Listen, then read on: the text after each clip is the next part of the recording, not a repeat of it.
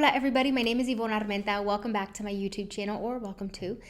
I talk about public speaking on this channel because I love it and I want to help you love it too. Now, before we get into the video, I do want to draw your attention over to the description box below where you will have links to my podcasts, my Instagram, my TikTok, all the good stuff if you want to go ahead and keep following my journey and learn to love the art of public speaking. Today's video is about my experience hosting a panel at the Aurora Institute Symposium 2022. I submitted a proposal a couple months back. The first clip that you'll see is probably in May, I think. It was in May 5th, yes, porque era 5 de mayo. I remember I was at home during this time. And I got the email letting me know that my proposal was accepted, and I was so happy. I hadn't yet let my peers know that that's what we would be doing, but I'll let you watch the clips. I documented a couple of different things throughout, and towards the end of the video you'll see when the actual panels happened, how I got ready, a couple of my tips throughout the video, and you'll see live some of the clips that I took while preparing and while hosting the panel as well. At the end of the clips that you'll see outlining some of the process, I do want to come back towards the end and give you some of my tips for hosting as well as how I crafted my questions. So keep watching till the end for that. With all of that being said, after you've watched the video, even now, if you want to support my channel, please give it a like. It lets me know that you like this kind of content. Comment down below, speak your mind in the comments, and of course, if you want to keep watching my content, go ahead and hit that subscribe button. Sorry, I'm still getting used to the whole YouTube thing sometimes, but thanks so much for being here. Let's get into it.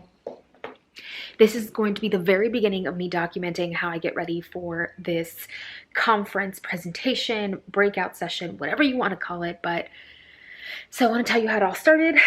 I just got an invitation to present to the Aurora Institute Symposium 2022, which is a virtual conference.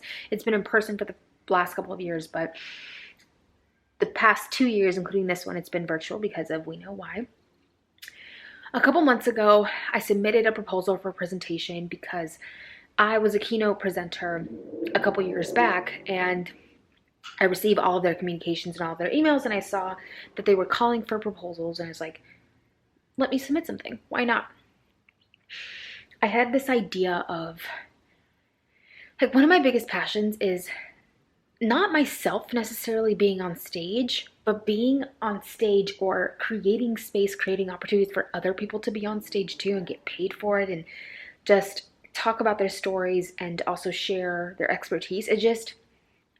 I love it. So I had this series on my Instagram where I went live with some of my high school peers and interviewed them about their experiences with public speaking, because we all went to the same high school. We all did engage in the art of public speaking. And we all now do such different things. So I think it's interesting to hear their perspectives on it. So I just got the confirmation email and it says, greetings, I hope you're well.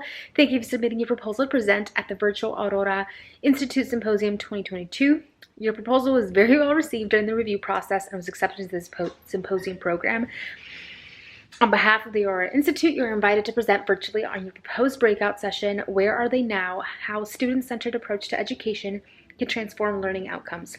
The idea is I will be coming up with a list of questions, and we're going to do a breakout session. So it'll be like a panel interview where I ask all of them questions and they respond to them and tell us a little bit more about their story and all of that. So it's not really centered around me, which is what I love about it. And I submitted the proposal thinking, a ver qué show, a ver si me la dan, whatever. And I didn't tell anybody about it. I didn't tell the actual presenters that I was envisioning, like the panelists. I didn't tell them about it. So I just messaged them and I was like, so I kind of submitted us for a proposal presentation and we kind of got it. So I'm so excited. And my friends messaged me, she's like, I'm so nervous. Like, I maybe be down, but I'm really nervous about it. So I'm going to ask them for logistics. I have to let them know soon.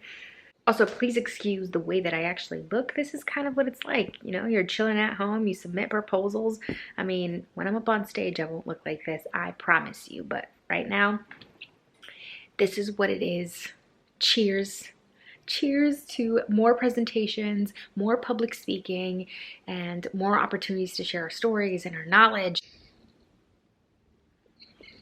They're all saying yes. Okay, cool. I am now going to message the Institute back and let them know that we're game, that we're doing this, and that we will be taking the virtual stage on October 25th. Honestly, this is the kind of motivation that I needed to get through some of the other things that I'm working on, because it just shows you like your work pays off, and when you do stuff that you really enjoy and that you're passionate about, good things happen. And I think sometimes I leave the things that I love or that I'm passionate about to the side because I'm like, this could never happen. It could never possibly happen, right? It can't possibly turn out okay for me. Moving forward on this day, I'm saying right now, moving forward, I'm just gonna do it. I'm just gonna put it out there. Put it out there in the universe and see what the universe has to say in response. Anyways, right now, the universe is looking like it's saying, keep going, you're on the right path, and I'm excited, chilling in my sweats and my hoodie at home. I'm just really excited. Buenos dias. Today is finally the day of the Aurora Symposium, and I am so excited and at the same time a little nervous. There's still some parts of my introduction that I want to tighten up a little bit. Y me voy a hacer mi cafecito really quickly, so let's make that. As always, excuse the lighting. Mientras hacemos mi cafecito, les quiero contar. I love panels, actually, right? Like, I love panels because they allow other people's voices to be a part of the mix, right? So if you're talking about one single subject or one area of study or whatever it is, having different perspectives is so important because everyone pulls different things from the same experience. And on the other hand, when you are part of a conference like this and you know you want it to be really good, it's kind of hard to know exactly what's going to happen because this is really bad lighting, but I've done my preparation, but you can only hope that others prepare just as much.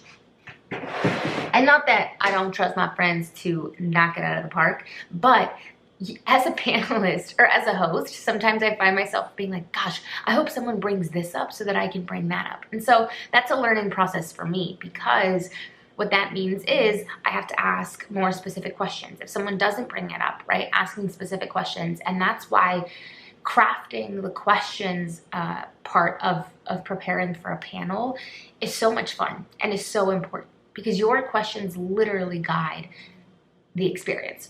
And there have been times where I've interviewed folks and they're really short. They don't say anything. And I'm like, okay, you know, in those situations, you almost can't help but just say, okay, it is what it is. This person interviews this way and that's fine. And then on the other end, you have those people that are just super long-winded.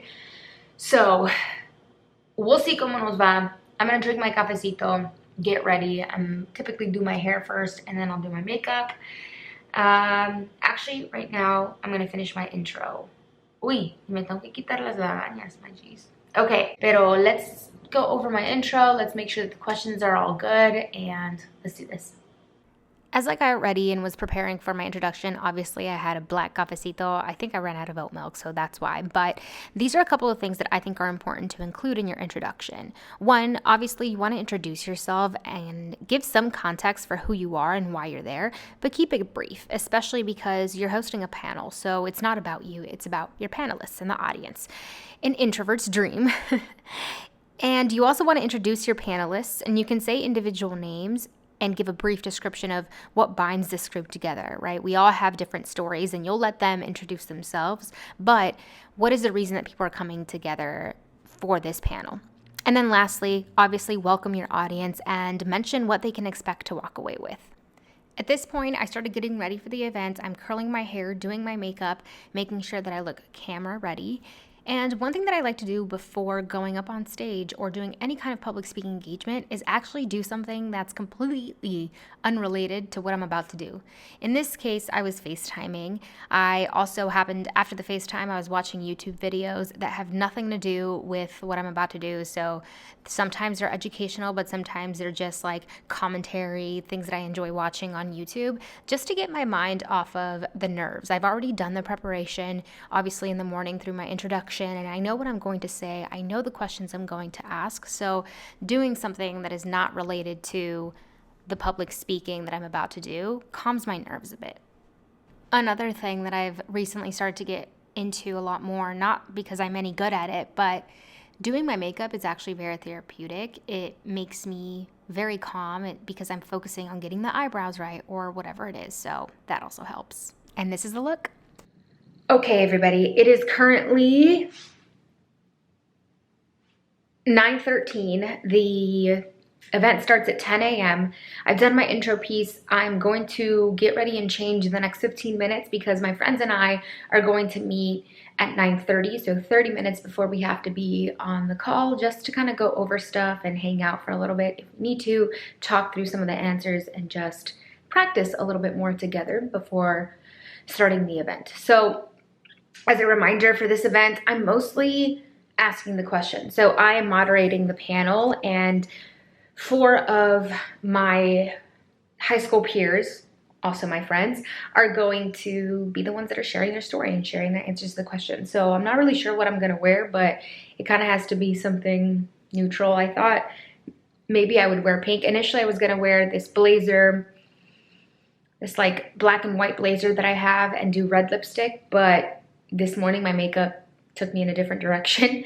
I actually don't really like the eyeliner that I did too much, but ya que quis, ya no me lo podía quitar. So this is a close-up of the makeup look. Y mi pelo, and now let's change. All right, and I am ready. I don't think that I fully decided that this is the blazer I want to wear, which is why I put a white shirt underneath. And yes, I'm wearing leggings. I added these earrings from Eres Una Maravilla. I literally, all my pops of color are from her collections, so I love them. And no sé si este me hace ver muy washed out, so I may change. I'm about to meet with my friends in 6 minutes, so I'm going to have them decide for me. This is what my setup looks like. The lighting makes my makeup look horrendous. Okay. This is my current setup. I have my little ring light going. This is what I look like on camera. Lighting makes a huge difference, y'all. Okay, let me show you. I usually open up photo booth just to see how I'll look on Zoom, make sure my background is all good. Like, I don't like that door showing, so maybe I'll just go like this. So this is what I look like with the ring light on, and let me show you what it looks like if I turn the ring light off. Okay. And this is what I would look like. O sea, no, I don't look that bad, but just with the light is a lot better and you can see it more clearly and it almost looks a little bit more HD. I'm going to connect my mic as well so that, ooh, ASMR.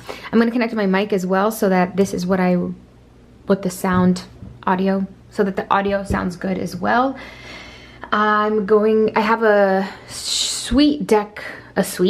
short and sweet deck that I'm going to have be on this monitor when I am sharing my slides. But for the most part, everything's gonna happen here. I'll have the questions up here. So that trick, it looks that I'm looking at the camera right there, but really I'm taking a look at my questions and seeing what comes up next.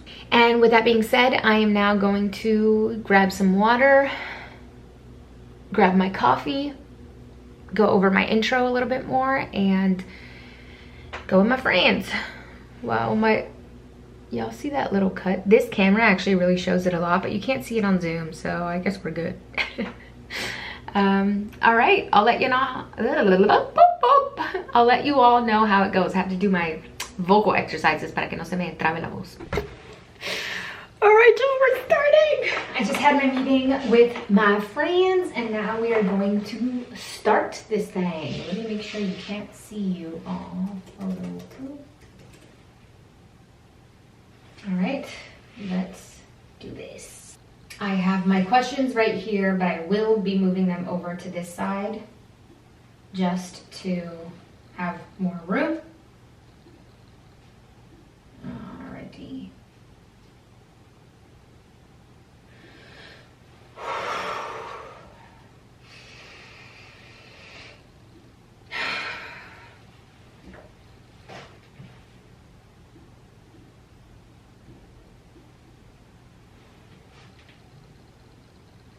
I really have to pee.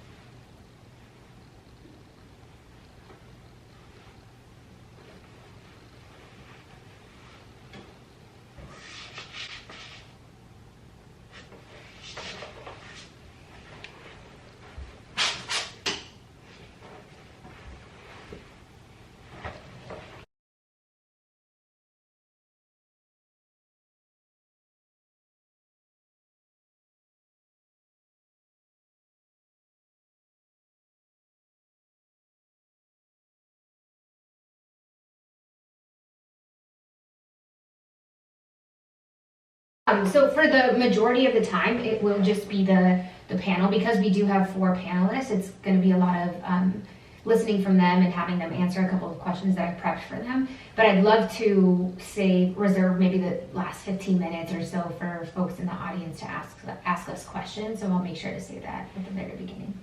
And throughout, y'all, if you have any questions or you're like, oh, I don't know, something happens, like a fire alarm goes off or something, like just message me directly. There's an option for you to message me directly on Zoom, and I'll try to keep track of that stuff. We have 5 people in the waiting room, y'all. Okay, great. All right, y'all can turn your cameras off and go do what you need to do for a little bit, unless you have any questions for me. I don't think you understand how hard I'm trying. I'm trying so hard not to be goofy right now. Hey, be goofy. Be goofy. When I tell you, it's scary. Out now. The beard recording time. And you might went off frame. I was trying so hard. She's like, they go. She's still here. Like, she's still here. Damn, but I tell you, it's killing me. It's killing me. No, but you don't have to be. No, you don't have to be. That's the whole point of this, is to be like, oh, we're just people talking about our experiences. We're here to embarrass you all, y'all. Oh my gosh. I know I'm good at that, but wait. Yeah, I know. We're gonna use this for bloopers. Oh my gosh. I'm about to use this for bloopers. Quote, I can't help but be silly. Michaela Brown? Isn't that what life is? I'm here now. I don't know where I'm going to be tomorrow, but I'm here now. So I'm glad I'm here. I was going to say, like, your audience is full of, like, people in education, people that care about education, education policy makers, teachers, educators. We need some, like, music to get us started. Welcome, everybody. Thanks for being here. We're going to get started in a little bit. We're just going to give people some time to join us. Session. Thanks so much for choosing this one, for being here with us. I had this idea of wanting to have a panel with some of my high school peers all about project-based learning and how having that as a part of our curriculum really impacted who we are today and how we show up in the world. And I applied and I submitted an application before even telling them about it. And here we are today. I'm so happy that they decided to join us. But for those of you who I don't know, which is all of you, my name is Yvonne Armenta, and I'm just really excited to be here. I'll be moderating this conversation with my high school peers about their experiences with competency-based education and project-based learning. Thumbs up if y'all can see that. Sweet. To give you some context, we all attended Metropolitan Arts and Tech High School, and during our time there, we did what we called benchmark portfolio defenses. Today's session is Where Are They Now? How a student-centered approach to education can transform learning impacts. And I think prior to this, a couple of us were talking about all the different projects that we worked on, and we could still remember them with some amount of detail. And I think that speaks to the impact that having agency in your education and creative freedom actually is. We have a collective story, and that is that no matter who we are, when we showed up in the classroom, we were given the platform to share our ideas and deeply engage in our education. And this is the rest of the panel. You'll see in my screen, I kind of switch around with seeing the panelists because I actually love seeing their faces and people's reactions, and going back and forth in between my documents to make sure that I know what question is coming up next. That's the beautiful thing of moderating a panel that is virtual. You can depend a little bit more on your documents, and I think that eases the nerves a bit. Les debo un update. After the meeting, I recorded a couple TikToks. So go check them out on TikTok and follow me on Instagram if you want to see them. But after I facilitated the conversation, I then had a bunch of work stuff to get through, and someone booked a one-on-one with me for public speaking. So I'm going to join that right now. And I do try to have a nice little light because I'm in my office and there is zero natural lighting. So all right, let's join this meeting y al ratito les doy un update. Y'all, I am telling you, I nerd out about, can I get better at public speaking? I nerd out about public speaking, and when people reach out to me and we do these one-on-ones, I don't even care if we go over time because I just have so many things to share with you and tips to give you. My hope is that you only have to come to me twice, maybe 3 times to get really good at your presentation skills. Because what you'll find is that once you practice once, that'll be like the what am I doing kind of thing, right? Then you practice twice and it'll be like, okay, I'm sort of getting it. And by the 3rd time, you know what you have to say and you know how you have to say it. And public speaking is a forever type of journey, but I just get really excited when people trust me enough to help them with their presentations, with their public speaking in general. I appreciate every single one of you. Thank you so much. And this person that I met with was actually a recommendation from someone else. So someone else worked with me or someone else knows of my services and they recommended they reach out to me. So I think that's beautiful. Todo en comunidad. Se siente bien bonito. Se siente bien bonito poder hacer lo que a mí me gusta, lo que me apasiona, and that it's actually valuable to people and people's lives, and that they're able to create experiences for other people and for themselves through public speaking. All right, y'all, I hope that you enjoyed those last couple of clips. They were a little bit of a behind the scenes into how I got ready for this panel. And like I mentioned in the beginning, now I want to go into how I crafted the questions and give you some insight into that. Hosting a panel is a unique type of public speaking, and it's actually my favorite because it's the one where I get to help guide others in telling bits and pieces of their story that they probably wouldn't otherwise. And if you also like doing it or want to get a little bit better at doing it, here's the insight I can provide. When I thought about the panel, I had to think about the one experience that unifies us all, but that we've all experienced differently as individuals, because that's what brings a panel together. That's what makes it make sense. Then you want to write down your desired outcomes or just have them in mind. These were mine. This is what I wanted my audience to leave with. And they're also what I use to form my questions. You obviously also want to think about logistics. How much time do you have? How many questions can you get in during that time? And how many panelists do you have? You want to make sure that you're spreading the time equally across panelists so that everyone has an opportunity to speak.